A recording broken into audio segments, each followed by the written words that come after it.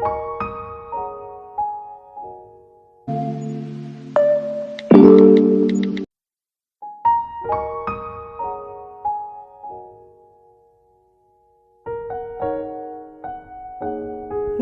বন্ধুরা, আশা করি সবাই ভালো আছো। আমি আবারও চলে আসলাম মেয়ের বার্থডের সেকেন্ড পার্টটা নিয়ে। ভিডিওটা দিতে আমার একটু দেরি হয়ে গেল, কারণ জানোই যে ভিডিও বানানো তো হয় কিন্তু এডিট করাই হয়, আর পুজোর কাজের চাপে আরোই হচ্ছে না। দেখো গরমে ঘেমে কি অবস্থা, একদম কি বলবো। তো সমস্ত কিছু রেডি করে রেখেছি, এখন রান্না শুরু করব। দেখি কী কী রান্না করা যায়, তোমাদের সাথে শেয়ার করছি আস্তে আস্তে। তো আজকে আগেই বলেছিলাম যে আজকে একটা বিশেষ দিনের কিছু রান্না করব, সেটা কী কী করছি দেখি। তো আজকে ভাবলাম যে ভিডিওটা যদি এডিট করে না দিই তবে আর আমার দেওয়াই হবে না, কারণ অনেক দিন পেরিয়ে যাবে। তাই আজকে অনেকটাই রাত হয়ে গেল, তবুও ভাবলাম ভিডিওটা এডিট করে আজকে আমি দিয়েই দেবো। তো এদিক দিয়ে দেখো আমি ফ্রাইড রাইসের জন্য ভাত বসিয়ে দিলাম, আর সাথে এদিক দিয়ে বানিয়ে নিচ্ছি একটা কেক, অরিও কেক। আমার মেয়েদের জন্মদিনের কেক বেশিরভাগই আমি নিজেই বানাই, কারণ কেকটা আমি যেহেতু বানাতে পারি তাই আমি নিজেই বানাই। কিন্তু এবার সময় পাইনি সেভাবে একটা ভালো কেক বানানোর, যদি ঘরে ক্রিম টিম সবই আছে কিন্তু করার আর সময় হয়নি। তো এই দেখো কেকটার ভেতরে একটু চকলেট দিয়ে দিলাম, তো চকলেটটা মেল্ট হলে এটা খেতে একটু টেস্টি হবে বেশি, তার জন্য এরপর কেকটা বসিয়ে দিয়ে আমি বাকি রান্না করব। ভেবেছিলাম দিনের বেলায় করব সেলিব্রেশনটা, পরে ভাবলাম ওর বাবাও বাড়ি নেই, পরীক্ষার ডিউটি ছিল তাই চলে গেছে, তো আসবে সেই বিকেলবেলা। আর আমরা যেহেতু 3জন মানুষই আছি বাড়িতে, তো একজনকে ছেড়ে আরেকজন করতে ভালো লাগে না, ওর বাবাও থাকবে, তাই ভাবলাম রাতেই করি।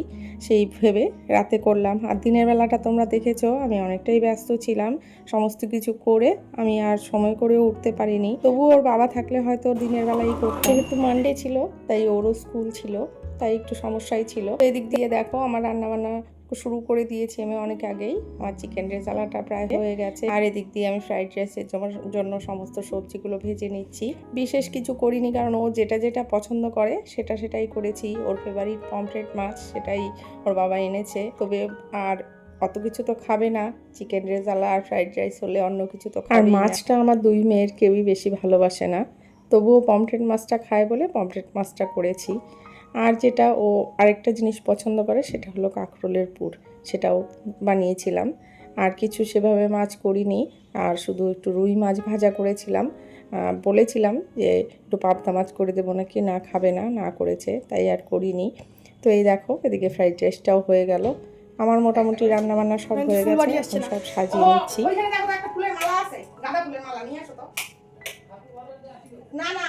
দেখো ফ্রেম দেখো, সব কিছু নিজে হাতে করতে পেরে সাজাতে পেরে মনে যে কতটা শান্তি লাগছে সেটা কি বলবো। প্রত্যেকবার আগে বার্থডেটা সেলিব্রেট করতাম বাইরে, কয়েকবার করেছি বড় করে, কিন্তু এখন আর করা হয় না, কারণ সময়ের অভাব, নানা রকম সমস্যা, তাছাড়া বড় মেয়ে বাড়ি নেই, সেটার জন্যও খারাপ লাগে। তার জন্য ভাবলাম নিজেরা একটু সেলিব্রেট করব।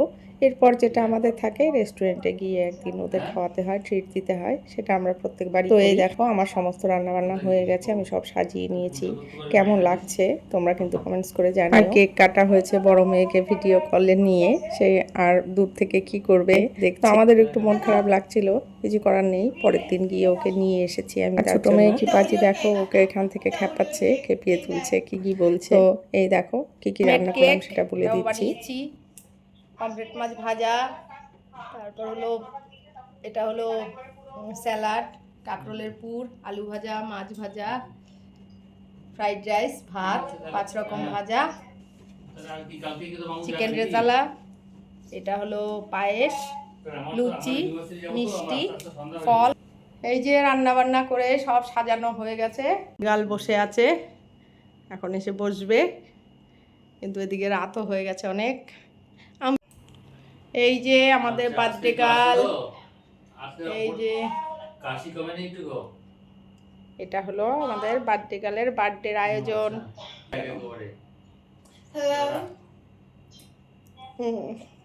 খুশি? নিশ্চয়ই। কিন্তু বাবু একটা রেসপন্সিবিলিটি নিভানোর থেকে ইনকার করে দিয়েছে।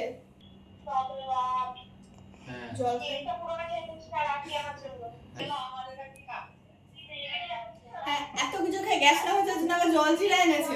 মনে হচ্ছে প্রাইজ নিতে যাচ্ছ। বড় মেয়ে আবার বলছে কেকটা পুরো খেয়ে ফেলিস না, আমার জন্য রেখে দিস। তো এই দেখো এখন চলছে ফটো সেশন, কয়েকটা ফটো তুলে রাখলাম। এরপর চলছে আশীর্বাদ পর্ব।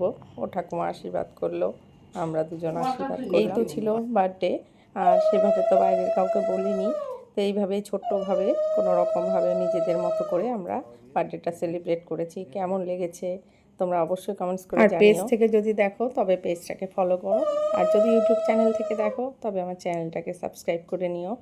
আর আজ এ পর্যন্তই, আবার দেখা হচ্ছে পরবর্তীতে আরও একটা নতুন ব্লগের সাথে। তো বার্থডে ব্লগটা এই পর্যন্তই ছিল।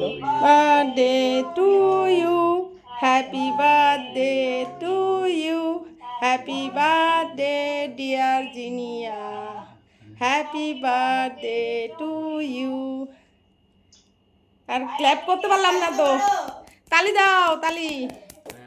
হ্যাঁ হ্যাঁ দে।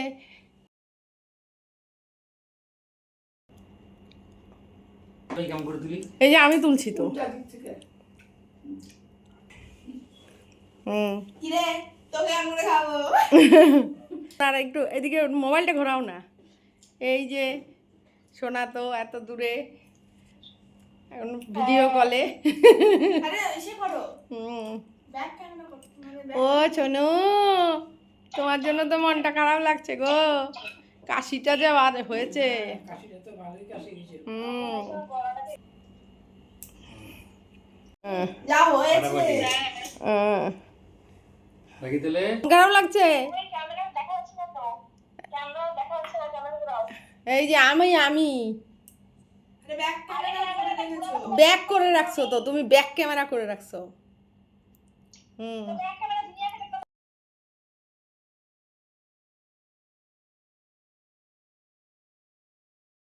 ঠিক আছে, আজ তবে এই পর্যন্তই, টাটা।